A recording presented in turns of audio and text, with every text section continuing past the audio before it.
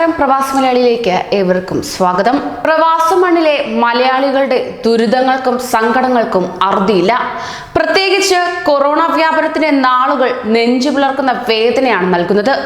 അവരിൽ ജോലി നഷ്ടപ്പെട്ട് നാട്ടിലേക്ക് വരാൻ കഴിയാത്തവർ, വിസ കാലാവധി കഴിഞ്ഞ് ദുരിതം അനുഭവിക്കുന്നവർ, 12 വയസ്സുള്ള മകൻ മരിച്ചിട്ട് ചരക്ക് വിമാനത്തിൽ മൃതദേഹം കയറ്റി അയച്ചിട്ട് കൂടെ പോകുവാൻ സാധിക്കാത്ത മാതാപിതാക്കൾ, ഭർത്താവ് മരിച്ച കുടുംബം, നാട്ടിൽ അച്ഛൻ മരിച്ചിട്ട് പോകുവാൻ സാധിക്കാത്ത മകളുടെ ദയനീയാവസ്ഥ, ഇതെല്ലാം പലപ്പോഴായി നാം പല വാർത്തകളിൽ കേട്ടറിഞ്ഞതാണ്.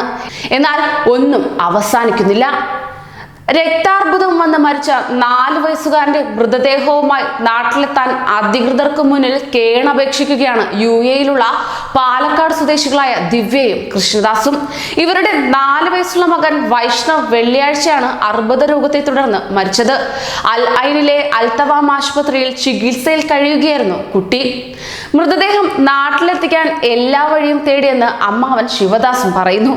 നാട്ടിൽ മതാചാരപ്രകാരം കുട്ടിയെ സംസ്കരിക്കണമെന്നാണ് കുടുംബത്തിന്റെ ഏക ആവശ്യം. എന്നാൽ അച്ഛനും അമ്മയ്ക്കും സഹോദരിക്കും നാട്ടിലെത്താൻ അവസരവും ഒരുക്കണമെന്ന് ഇന്ത്യൻ എംബസിയോട് അഭ്യർത്ഥിക്കുകയാണ് അവർ. ഇതുവരെ ടിക്കറ്റ് എടുക്കാനുള്ള നിർദ്ദേശമൊന്നും കിട്ടിയിട്ടുമില്ല. 15 ദിവസം മുമ്പാണ് വൈഷ്ണവിന് രക്താർബുദം സ്ഥിരീകരിക്കുന്നത്. ആരോഗ്യത്തോടെ തങ്ങൾക്കൊപ്പമുണ്ടായിരുന്ന ഏക മകൻ രോഗം ബാധിച്ച് പെട്ടെന്ന് മരിച്ചത് ഉൾക്കൊള്ളാനായിട്ടില്ല ഈ കുടുംബത്തിന്. മകന്റെ മൃതദേഹമെങ്കിലും ആചാരമനുസരിച്ച് സംസ്കരിക്കണമെന്ന് ഈ കുടുംബം ആഗ്രഹിക്കുകയാണ്. എന്നാൽ ഇതുവരെ എംബസി കനിഞ്ഞിട്ടുമില്ല. ഇതുപോലുള്ള വാർത്തകൾ ഏറെ വേദനിപ്പിക്കുകയാണ്. കൂടുതൽ പ്രവാസി വാർത്തകൾക്കായി ഈ ചാനൽ സബ്സ്ക്രൈബ് ചെയ്യൂ.